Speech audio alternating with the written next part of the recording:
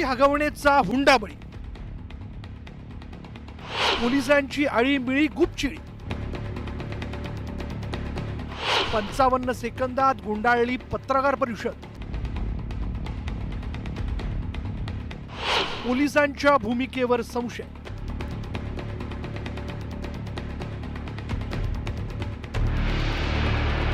मोठ्या हौसेनं थाटामाटात प्रेमविवाह केलेल्या वैष्णवीला लग्नानंतर अवघ्या 2 वर्षातच 9 महिन्यांच्या लेकराला सोडून मृत्यूला कवटाळावं लागलं. हावरट हगवणे कुटुंबाचा लोभ, पैशांची हाव आणि कजाग नंदेचा जाच यामुळे वैष्णवी आज या जगात नाहीये. हगवणे कुटुंबानं अक्षरशः हाल केल्यामुळे वैष्णवीनं स्वतःला संपवलं. यामागे हगवणे कुटुंब जितकं दोषी आहे तितकाच पोलिसांचा ढिम्मपणाही जबाबदार आहे. घरगुती हिंसाचार, हुंड्यासाठीचा त्रास इतका गंभीर गुन्हा असूनही पोलिसांनी या प्रकरणाची सुरुवातीला जराही दखल घेतली नाही. 16 मे रोजी वैष्णवीनं आत्महत्या केली. त्यानंतर माध्यमांनी या बातम्या उजेडात आणल्या. वैष्णवीच्या अंगावर मारहाणीच्या जखमा असल्यानं तिच्या पालकांनी हत्येचा आरोप केला. पण पोलिसांनी कारवाईत कोणतीही तत्परता दाखवली नाही. 17 मे रोजी पोलिसांनी वैष्णवीची सासू, नणंद आणि नवऱ्याला अटक केली. मात्र तिचा सासरा आणि दीर फरार होता. तब्बल 6 दिवसांनी त्यांना अटक करण्यात आली खरी, पण त्यांच्यावर लावण्यात आलेली कलम अतिशय सौम्य असल्याचा आरोप रोहिणी खडसे यांनी केला. तिथे 498 लागायला हवा होता, कारण 7 वर्षाच्या आत जर तिने आत्महत्या केली आहे किंवा हत्या तिची झालेली असेल, तिला तिच्या अंगावरती जखमा झालेल्या आहेत, तर तो कलम लागणं आवश्यक होता. तो लागलेला दिसत नाहीये. इथे 302 चा आम्ही मागणी करतोय, कारण ही हत्याच आहे आणि त्याच तऱ्हेने जर तो कलम घेतला तरच तुम्ही त्या तऱ्हेने चौकशी करणार आहात. पण आज जी कलम लावलेली आहे ती फार सौम्य प्रकारची आहे. म्हणजे कुठेतरी आरोपींना पाठीशी घालण्याचं काम होतंय का, हे पण एक चिंतेचा विषय आहे. खरं तर हगवणे कुटुंबातील सुनांचा जाच पोलिसांना आधीपासूनच माहिती होता. हगवणेंची मोठी सून मयुरीनं गेल्या वर्षी त्यांच्या विरोधात तक्रार दिली होती.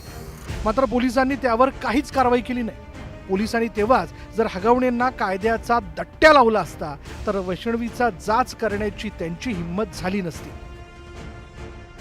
पण पोलीस गप्प राहिले.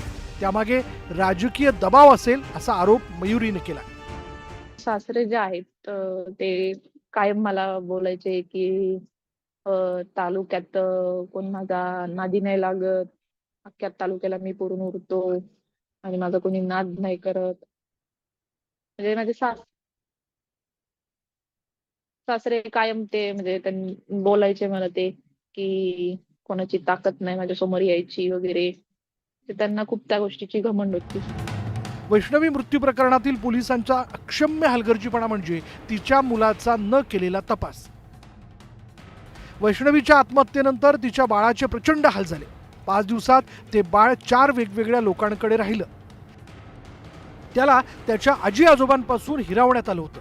या काळात पोलिसांनी या बाळाचा तपास करण्यासाठी काहीही हालचाल केली नाही. अखेर पुन्हा एकदा राजकीय दबावानंतर एका अज्ञात व्यक्तीनं हे बाळ त्याच्या आजी आजोबांकडे सोपवलं. तो अज्ञात व्यक्ती कोण याचा तपास अजून लागलेला नाही. ते जे लहान बाळ आहे ते लहान बाळ कुणीतरी व्यक्ती पळवून घेऊन जातं आणि पोलीस ते व्यक्तीला शोधू पण शकत नाहीत. म्हणजे जर कालची घटना तुम्ही बघितली असेल तर त्यांना फोन आलाय की ते बाळ आम्ही तुम्हाला ह्या रस्त्यावरती देतोय, तुम्ही हे बाळ घेऊन जा. म्हणजे पोलिसांनी काय केलेलं नाहीये त्याच्यामध्ये. ते बाळ एका व्यक्तीने त्यांच्या ताब्यात दिलेलं आहे. तो व्यक्ती कोण होता हेही पोलीस तपास लावू शकलेले नाहीयेत. वैष्णवीच्या हुंडाबळीनं अवघं राज्य सुन्न झालंय. लोकांमध्ये संताप आहे. बावधन पोलिसांनी आज घेतलेल्या पत्रकार परिषदेत यातील प्रश्नांची उत्तरं मिळतील. आरोपींबाबत माहिती मिळेल असं वाटलं होतं, पण त्यावेळी पोलिसांनी केवळ कारवाईची जुजबी माहिती घेत अवघ्या 55 सेकंदात परिषद गुंडाळली. यांना आज पहाटे आमच्या पथकाने पुणे स्वारगेट येथून ताब्यात घेतलेला आहे. त्यांना अटक करण्यात आलेली आहे. सदर गुन्हा यामध्ये वरिष्ठांच्या मार्गदर्शनाखाली अचूक दिशेने तपास सुरू आहे. सर्व पुरावे आम्ही संकलित करीत आहोत. एकूणच वैष्णवी हुंडाबळी प्रकरणी सुरुवातीपासूनच पोलिसांची भूमिका संशयास्पद राहिली आहे. एक जीव गेल्यानंतरही असणारा त्यांचा ढिम्म प्रतिसाद, वैष्णवीच्या बाळाच्या तपासासाठी केलेली चालढकल यामुळे सामान्यांनी पोलिसांवर विश्वास ठेवावा की नाही असा प्रश्न उपस्थित होतोय. दरम्यान या निमित्तानं न्यूज 18 लोकमतने काही सवाल उपस्थित केले.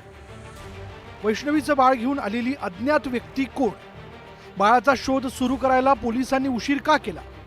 पिंपरी चिंचवड पोलिसांचा अक्षम्य हलगर्जीपणा नडला का? हलगर्जीपणा करणाऱ्या पोलिसांवर कारवाई होणार का?